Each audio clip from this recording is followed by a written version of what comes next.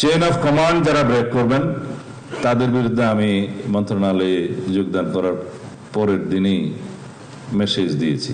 Operational কার্যক্রম পরিচালনায় সেটা আমি বলেছি আন্তর্জাতিক মানদণ্ড মানবাধিকার। বর্তমান যুগে অপরাধের বড় একটি অংশ ডিজিটাল প্ল্যাটফর্মে স্থানান্তরিত হয়েছে। সাইবার অপরাধ, গুজব এবং অপপ্রচার রোধে আপনাদের প্রযুক্তিগত সক্ষমতা বাড়াতে হবে, এখানেই আমি কথা বলবো। ডেটা অ্যানালিটিক্স এবং ডিজিটাল ফরেন্সিকের সর্বোচ্চ ব্যবহারের মাধ্যমে অপরাধীদের শনাক্ত করতে হবে। এই লক্ষ্যে উন্নত বিশেষায়িত প্রশিক্ষণের জন্য যারা প্রস্তাব করেছেন, সিলেট ও বরিশাল বিভাগে 2টি পুলিশ ট্রেনিং সেন্টার এবং চট্টগ্রামে বিশেষায়িত প্রশিক্ষণ প্রতিষ্ঠান স্থাপন করা, সে বিষয়ে আমি একটু পরে কথা বলবো। ব্যক্তিগত সততা এবং প্রাতিষ্ঠানিক স্বচ্ছতার কোনো বিকল্প নেই। দুর্নীতির বিরুদ্ধে আমাদের জিরো টলারেন্স নীতি বজায় রাখতে হবে। বাহিনীর শৃঙ্খলার সাথে কোনো আপোষ করা হবে না। আপনাদের প্রতিটি পদক্ষেপ যেন বাহিনীর ভাবমূর্তি উজ্জ্বল করে, সেদিকে সজাগ দৃষ্টি রাখতে হবে।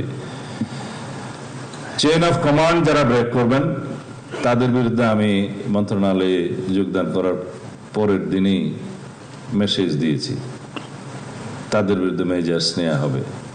চেইন অফ কমান্ড আপনারা বজায় রাখবেন, ডিসিপ্লিন বজায় রাখবেন।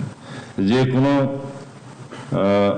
দুর্নীতির অভিযোগ আমরা তো as per rule disciplinary action নেব, কিন্তু আপনাদের সবাইকে স্মরণ করিয়ে দিতে চাই, আপনাদের প্রতিষ্ঠান হিসেবে এটাকে আমরা এমন একটা অবস্থায় নিতে চাই যেখানে আমরা দুর্নীতিকে কোনোভাবেই প্রশ্রয় দেব না।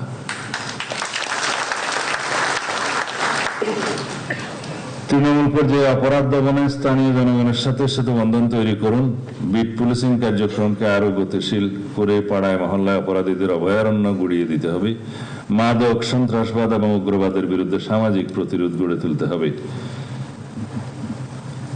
এবার আমি আপনাদের দাবি দেওয়া সংক্রান্ত এবং আমাদের এই প্রতিষ্ঠানকে একটি বিশ্বমানের প্রতিষ্ঠান হিসেবে গড়ে তোলার জন্য যা যা কিছু আমাদের প্রয়োজন এবং বর্তমানের বিশ্বের সাথে পাল্লা দিয়ে যে বিষয়গুলো অ্যাড্রেস করা প্রয়োজন, সেই বিষয়গুলো আমি মাননীয় প্রধানমন্ত্রীর সামনে উপস্থাপন করছি। বাংলাদেশ পুলিশে একটি সাইবার ক্রাইম ইউনিট প্রতিষ্ঠা করা জরুরি, সেই দাবিটা এসছে প্রতিষ্ঠানের পক্ষ থেকে। এখানে আমরা একটি আইন প্রণয়নের জন্য হাই লেভেল কমিটি করে দিয়েছি কিছুদিন আগে। তারা একটা লেজিসলেশন সাজেস্ট করবেন যেখানে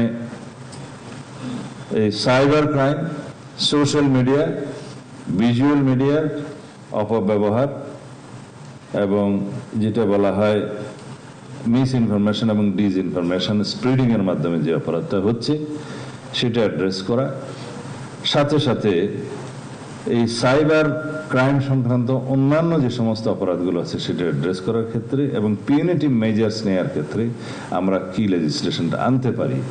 বিদ্যমান সাইবার অ্যাক্ট যেহেতু অনেক বেশি সমালোচিত হয়েছে এবং বর্তমানে যেটা আছে তাতে করে আমরা যেখানেই যাকে চালান দিচ্ছি এটা বেইলেবল হয়ে যাচ্ছে। তার সাথে ফিনান্সিয়াল ইন্টেলিজেন্স ইউনিটের যে বিএফআইউর যে কাজটা সিআইডি করে থাকে, নিজস্বভাবে করে থাকে, মানি লন্ডারিং এর ক্ষেত্রে করে থাকে, বাংলাদেশ ব্যাংকের ফিনান্সিয়াল ইন্টেলিজেন্স ইউনিটের সাথে সংযুক্তভাবে করে থাকে। সিনিয়র অফিসাররা নিশ্চয়ই এগুলো বুঝতে পারছেন যারা ডিল করছেন, সিআইডি সহ আদার্স। সেগুলো সমন্বিত করে আমাদের একটা আইন প্রণয়ন করা দরকার।